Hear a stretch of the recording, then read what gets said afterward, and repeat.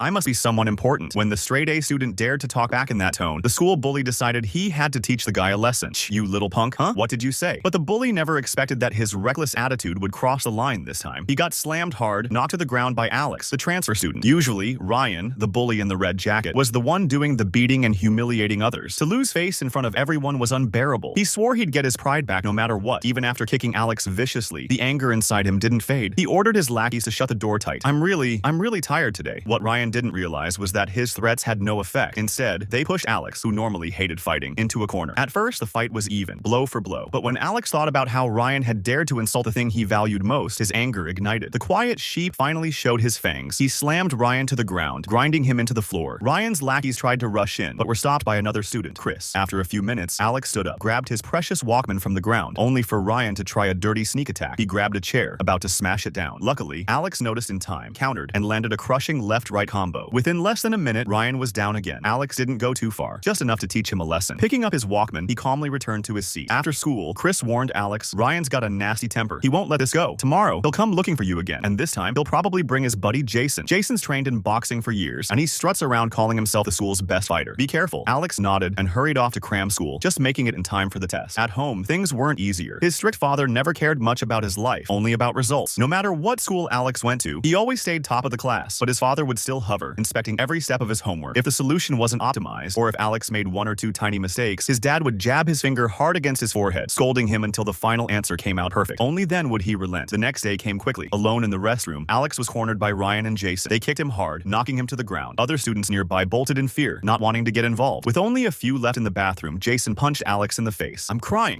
Ryan mocked. Alex was about to fight back when suddenly the discipline teacher walked in. At first, he thought the group was smoking, but when he saw Alex's bruised lip, he realized immediately what was happening. He ordered Chris to take Alex to the nurse's office, while Ryan and Jason were kicked out. Once the bullies were gone, the teacher, furious that his best student had been targeted, pointed at Ryan's nose and scolded him, if this happens again, you'll both be expelled. Don't test me. Later, after Alex's wounds were treated and he returned to class, he discovered something devastating. His Walkman was missing. Soon after, his phone rang. It was Ryan. Looking for this? Your toy's with me. If you've got the guts, come get it. With Chris by his side, Alex went to the spot Ryan had named. At first, he was beaten one-sidedly, but as the fight dragged on, Alex started reading Jason's punches, studying his speed and patterns. And then, let's finish this. Only 10 minutes in, Alex had already seen through the so-called best fighter in school.